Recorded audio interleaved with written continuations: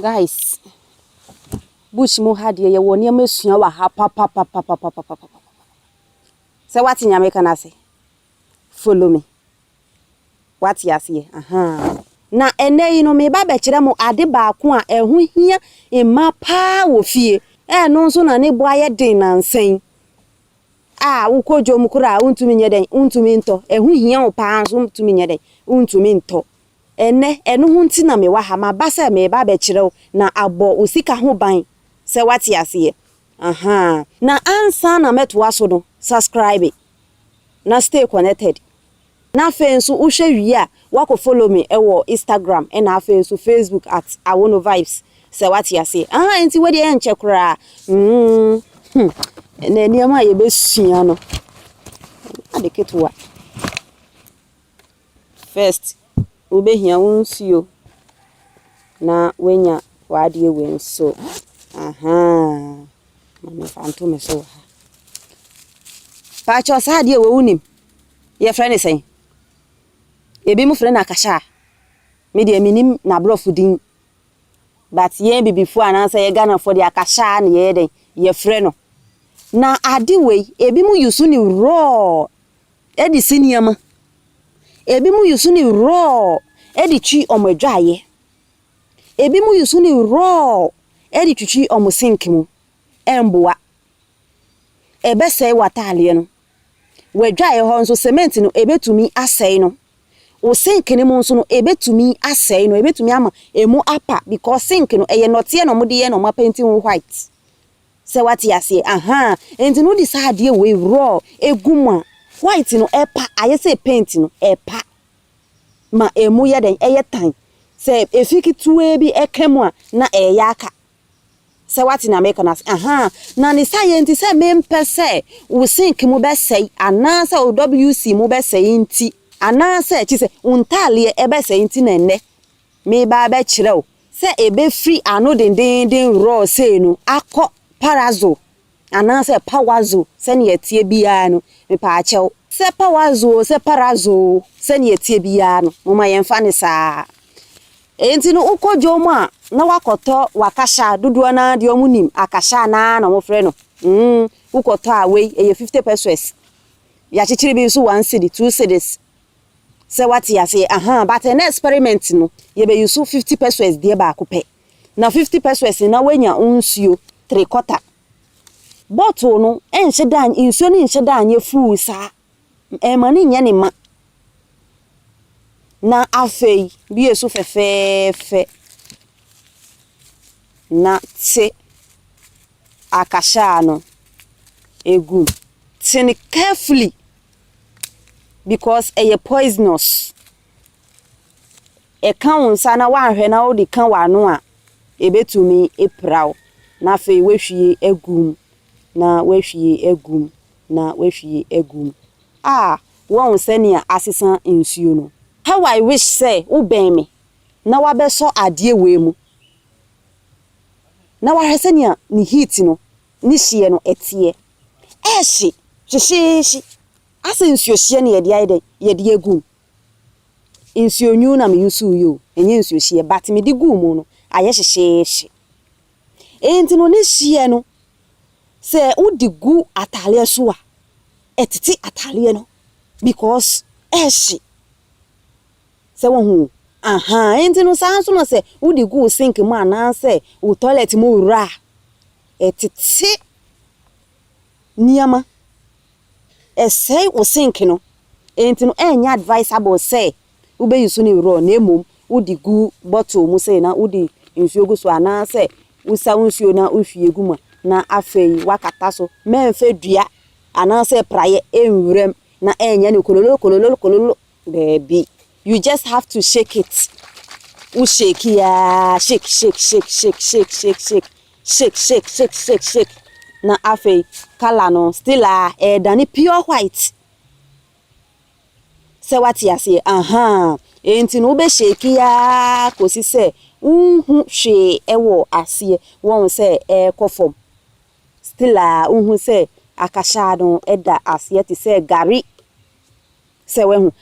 enti no shake na wo shake ewia na afei fesi ho na udi si ho a me use ewo mrenko ase particles no nane ye mane nyina nane na mixe na afei upa ubedrili ho ewo apampemu ha na udu usink ni manansa ukotwitwi usink ni mu a uye ni sei ya afei uye se wo press ya umia ni sei ya sesi a mendrili ho bia ewa ha when wo se wo drili wi a uye ni sei na umia wo se ba pe se we hu na udi aye wo sink nim eni wo toilet nim ananse water closet WC no patwaja to nkwa sem na meken WC no na udi aye mu se ya wo be hu se mu betia ye kama senia white no etie no sa pepe na water closet na ananse wo sink no e mu be ye neat aye ena afen nso se udi si niama ubesa insuo no esi ho dudu a upese udi si niama no bucket no ti se bucket ni ni a insuo no bedida ahase se wati na make na insuo no bedida bucket ni ha baabi na fe wehwie kakra bi edi egu insuo no na udi wonsa enunum ansana udi atale na eden ahyem na wehwie wo so clean kakra nso eden egu so efi bia ni stem bia ewo mu no ebete ni nyina ebeko ebeye neat aiden amaw na we dia bi mu nya saa o raw na no mu de egu omudi atale no egu bucket ni mewie no ma se nsu egu so na omate akasha ni se piu na omudi egu so se ya enti eba ni saa na obeyi atale na atale baby aye brown baby aye white baby aye ne ntokuro dida atale nim pacha wa oyusu akasha raw no emboa se wati enti no uye ni se ya ubetumi di esi atale bia sa atale ni efita o se eye tuntumo se eye brown kala bia ubetumi edi esi ebeti watale no ani ama o kama ebe mo watade no aye neat ufa ni bebredi a ebe sei no se ye cotton no se nylon no se wati ase emfa ni bebre fa ni kituwe bi unyosom na uye ni pen eye fa wonsenu na fe fa wontale ni yede egum enti no Parazole no efiedie ni simple uye wi a we 50 pesos we nya bebre kwa dansa obekwa akoto na aboden se we hu enti no save usika sa udi 10 cedis bekwa akoto Parazole we kroma yimu 50 pesos na fa ya ade we ebe boa afibo very very powerful crampo esenia omuyede omuton no enti no purpose titri untia enema beji makonwa ewo bush mu ha mani abrigon kire no ye de clean nso ye everyday thing na afa nso se unchense ho asen a ohu se plate bi wo ho no ma kire no ayamintim style bi enye dade plate o enye dade di ana se enye silver ye de esija so da bi plate aye didi mu no ohu se to de bi ana plate na chi na asa ye brown asa ye efin kala bi esi engo mu ana engo no ada ewo plate wutwi kura enko hwe kakra egu nsuo na fa plate no eyeden esim within few minutes no ube kwakoyi u plate na kire nyina aye neat aye fresh try na hwe wa u plate ho asen a u pese utuguru mpacho entungu this time nyema bo aye din papa enti mpacho use Parazole no na fe save usika why mami fa ngo fia mi bag ne kura we na mi fa se boy atofo enti no guys ya di mwesi why ya di mwesi mpacho eya fesi baby yie akwele bi nkofa anom enemre nkwala aba omo ha dream papa ombeka se hwe drink dey si ho yo instant fu vitamilk obekwa kotamanum se si a obe wana kwele itechirema atwentete uye hu hwia enye eka obede ubebo enti no ya fesie se wati ase enfensi kitchen ra na se table obi so keke debi keep it out of reach of children se wati na make na se enti no we dey very poisonous eni hu kwan se kan wa no even se wudi senior ma wi ana se wutwitwi nchense mo wi a fa liquid soap ana se sam na ye de hohoro yensa no na fa hohoro unsa ho fa hohoro nsa na plate ni so no hatem ana se basket na omode nchense esisi so no se wehu fa nchense no ehyehyem na nsuo bia enso ni engu why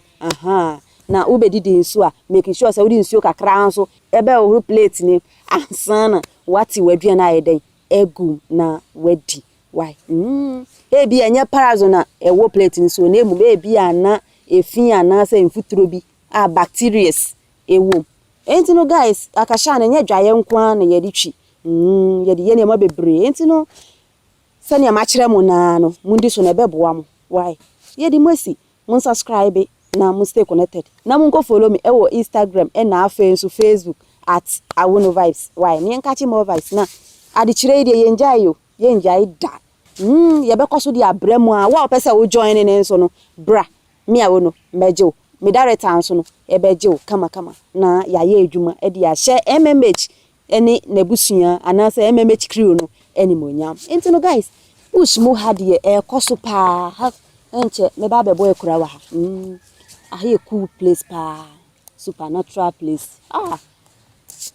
enche bia mpacho wa opese wo bo am na mbe bo apata anase edan wa mpacho bra why wo ba metua oti bibia ma nya obedi nsu de embo enti no mo hwe ye next production say yanko fishing a ye be biribi fufuro say what ya say